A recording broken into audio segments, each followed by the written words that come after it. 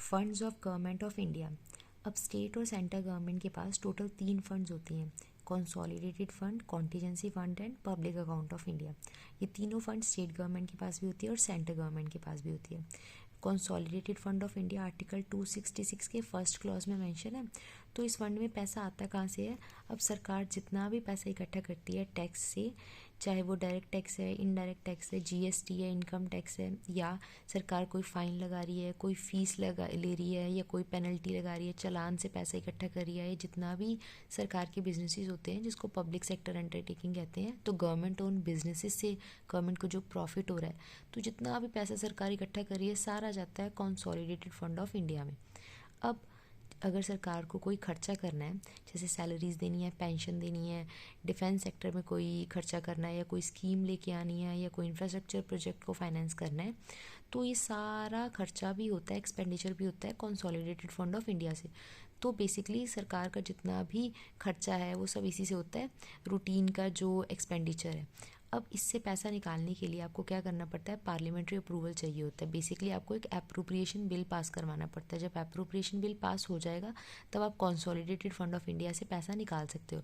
अब appropriation bill आप एक तरह का इसको मनी बिल समझ लो, तो मतलब ये सिर्फ और सिर्फ लोकसभा में आ सकता है और राज्यसभा के पास बहुत कम पावर है, ज़्यादा से ज़्यादा इसको 14 डेज तक होल्ड करके रख सकती है। 14 दिनों बाद ये एप्रोप्रिएशन बिल तो ऑटोमेटिकली पास हो जाएगा अगर लोकसभा ने पास कर दिया हुआ है। अब ये एप्रोप्रिएशन बिल पास होने के बाद पार्लियामेंट से जब ये बिल पास हो जाएगा तब गवर्नमेंट के पास ये पावर है कि इस कंसोलिडेटेड फंड ऑफ इंडिया से पैसा निकाल के यूज़ कर ले। अब इसके लिए आपको क्या चाहिए? Parliamentary approval. अब एक होता है कॉन्टीजेंसी फंड ऑफ इंडिया जो आर्टिकल 267 में मेंशन है। अब ये एक तरह का इमरजेंसी फंड है।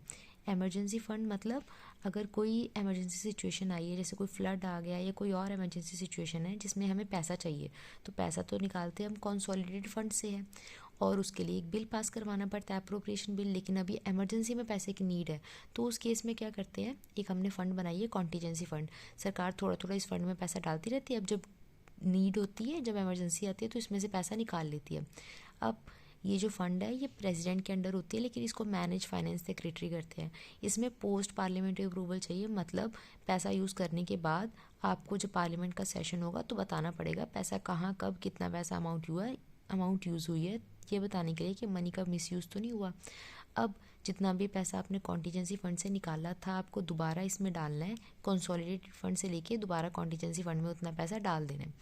अब थर्ड है पब्लिक अकाउंट ऑफ इंडिया जो आर्टिकल 266 के सेकंड क्लॉज में मेंशन है।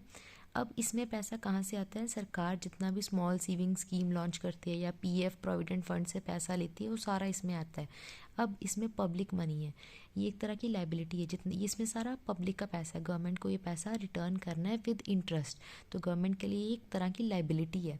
लेकिन गवर्नमेंट इस पैसे का क्या करती है? अब गवर्नमेंट को लोन चाहिए होता है तो लोन बाहर से लेती है कहीं, उससे अच्छा तो ये जो पब्लिक मनी है एक तरह का डोमेस्टिक लोन की तरह एक्ट करती है गवर्नमेंट के लिए। तो गवर्नमेंट के पास पैसे का एक सोर्स आ गया, सोर्स ऑफ फाइनेंस आ गया। अब इस पे इंटरेस्ट भी बाद में सरकार को देना पड़ेगा। इसमें से मनी निकालने के लिए ना आपको कोई प्री अप्रूवल चाहिए ना पोस्ट, सरकार कभी भी चाहे तो मनी निकाल सकती है, क्योंकि ये सरकार का पैसा नहीं है, ये पब्लिक का पैसा है, गवर्नमेंट इसको रिटर्न करेगी। अब इस पैसे का जितना भी खर्चा यहाँ हो रहा है इसको देखता कौन है? तो CAG, controller and auditor general क्या करता है, जितना भी खर्चा आप पब्लिक अकाउंट से कर रहे हो उसको सब देखता है। तो 3 फंड्स हो गई हैं, कंसोलिडेटेड फंड 266 के फर्स्ट क्लॉज में, पब्लिक अकाउंट 266 के सेकंड क्लॉज में और कॉन्टीजेंसी फंड 267 में। अब सेम स्टेट गवर्नमेंट के पास भी 3 फंड्स होती हैं, consolidated fund of state, contingency fund of state and public account of state. अब जो कॉन्टीजेंसी फंड ऑफ स्टेट है उसमें से पैसा निकालने के लिए गवर्नर का अंडर होती है सारी, गवर्नर करता है, तो उसमें से भी गवर्नर के अप्रूवल से ही पैसा निकलेगा।